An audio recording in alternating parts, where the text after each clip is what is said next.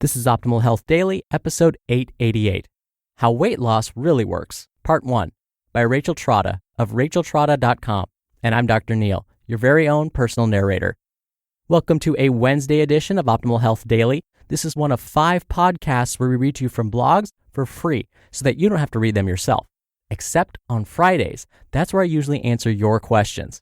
Now don't forget to check out our other shows. Just search for Optimal Living Daily wherever you're hearing this. And thank you to sizzlefish.com for sponsoring this episode. A lot of grocery stores don't source top quality seafood responsibly, but sizzlefish.com delivers pure, natural seafood responsibly right to my door with fast and free shipping. They have everything from shrimp to calamari, sea bass, salmon, and a lot more. If you are interested in great tasting, healthy fish and seafood, check out sizzlefish.com today. Plus, as an exclusive deal for being a listener, you can use discount code OHD for 10% off your first order. That's discount code OHD for 10% off your first order. Now, all this month, I've been doing a little bit of holiday trivia every day, but the exception has been Wednesday, because that's when I like to give you a little bit of inspiration. So I'm going to forego holiday trivia just for today and give you an inspirational quote. Here we go. People are always blaming their circumstances for what they are. I don't believe in circumstances. The people who get on in this world are the people who get up and look for the circumstances they want, and if they can't find them, make them. George Bernard Shaw. And now that we're in the right frame of mind, let's get to today's post and start optimizing your life. How Weight Loss Really Works, Part 1, by Rachel Trotta of racheltrotta.com. For many of us, weight loss is perhaps one of the most mysterious, frustrating processes that we experience or don't experience. It can be incredibly confusing. There's a lot of conflicting information out there. And on top of that, our natural drive as humans is to conserve fat, not to burn it. But in our 21st century, first world wonderland of abundance and variety, our wiring works against us, and most of us get stuck at a higher weight than is really good for us. What really happens when you lose weight, and how can you ensure that you're doing it in a healthy, sustainable way? Let's start with metabolism. The science. Metabolism is simply the amount of energy that your body expends to maintain itself. Metabolism runs on calories in, like what you eat, and calories out, what you burn through activity. The first 2 major factors that influence your metabolism are 1, your weight. This is the most powerful base predictor of your metabolism. We often think of metabolism as a magical, calorie-burning process for weight loss because that's the context in which we hear about it most often. But let's reframe your thinking. Your metabolism, rather than being a vehicle for weight loss, is a mechanism of weight maintenance. Your metabolism is the energy that your body expends to maintain itself, weight included. The more you relatively weigh, the faster your metabolism will be, because you literally have more body to maintain. The 150-pound version of you has a faster metabolism than the 130-pound version of you, for example. This means that your metabolism burns calories all day long, even through the night as you sleep. Your body requires energy just to keep your heart beating and your lungs pumping and your brain humming. More than 1,000 calories of energy every day, in fact. Obviously, this is far more than you burn through exercise. 2. Your level of daily activity, not including exercise, is the biggest variable that you can control to increase your daily caloric expenditure. This includes activities like climbing stairs, walking around, cleaning your house, putting away groceries, etc.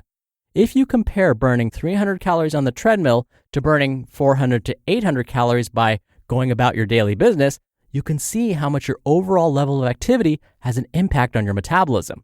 Again, this is far more than we burn through exercise. This is why I encourage my clients to wear step trackers and become aware of their daily level of activity. Not only do we underestimate the caloric impact of keeping physically busy, but we also underestimate how sedentary we actually are. These 2 factors, your starting weight and your level of daily activity, are the basis on which the next variables are built. The next 2 factors that you can control are 1, what you eat each day, because this is the calories in part of the equation and is technically easier to manage than calories out. For example, if one donut is 300 calories and a run burns 300 calories, You can see how skipping the donut is far easier than running 3 miles. But is it really easy? More on that later. It is essential for weight maintenance or weight loss that your daily caloric intake is equal to or less than your daily caloric output. This is why people often say that a six-pack is made in the kitchen. Mastering good nutrition habits returns rich dividends for a long-term, healthy weight, six-pack or not. Because anytime you are in a caloric deficit, your body will deplete the energy storage in your fat cells to use for fuel. This results in weight loss. And 2, how you exercise is the most overt calories out part of the equation, and it's the one that gets the most attention, and for most people, the most significant financial investment. While I don't want you to forget that your daily activity like walking around, climbing stairs, and putting away groceries cumulatively burns more calories than exercise, formal exercise, especially through strength training, in the right dosage is also vitally important because of non-caloric benefits like improved hormone balance, happier moods, the promotion of muscle development, increased strength, pain reduction, and a generally better quality of life, just to name a few. Also, a consistent exercise habit may not burn the calories needed to elicit weight loss, but a lot of research shows that the same consistent exercise habit helps with weight maintenance once you've lost weight. To sum up, our metabolic balance, and thus weight loss, is controlled by our weight, which results in our resting metabolic rate, our daily level of activity, how much we eat, and how much and how we exercise. If you only take those 4 factors into account, weight loss should be simple. That's the hard science. That's the way it should work. Now, enter the human brain and human behavior. Let's talk about why what should work doesn't always work, and for some people, never seems to work. Equilibrium. Technically, weight loss is a calories in, calories out endeavor. It should work that way at least. If you simply reduce your eating by about 300 to 500 calories per day for a month and wear a step tracker to make sure you are getting in about 10,000 steps a day, you should lose weight steadily. However, I'm sure many people reading this have had the opposite experience. Sometimes it seems that the harder you work to lose weight, the harder it is to budge. The more you focus on eating healthfully, the more tempting off-limits foods seem. The more you exercise, the hungrier you get, and the more you eat. Then the moment you fall off the wagon, you're off for good. This is where I want to return to the idea of metabolism as a vehicle for weight maintenance, not weight loss. Your body is happiest when it is in equilibrium. Your body has a sort of thermostat in your brain that dictates the level of body fat that you should carry. This thermostat is adjustable, but a hardline approach to calorie restriction doesn't necessarily adjust the thermostat. You may eat less and exercise more and initially lose weight, but if you don't adjust the thermostat, your brain will gradually drive you to unconsciously move less and mindlessly eat more because your thermostat is still set at a heavier weight. Eventually, you will return to your original weight or heavier. This is one of the most frustrating experiences that my clients go through. The secret is that it is essential not just to eat less and move more to lose weight, but also take the actions necessary to adjust the thermostat at the same time. But how do we adjust the thermostat? Enter palatability. To be continued.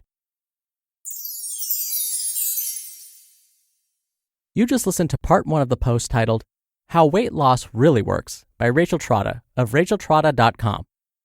And thank you again to sizzlefish.com for sponsoring this episode. Perfect if you're looking to increase your omega-3 intake.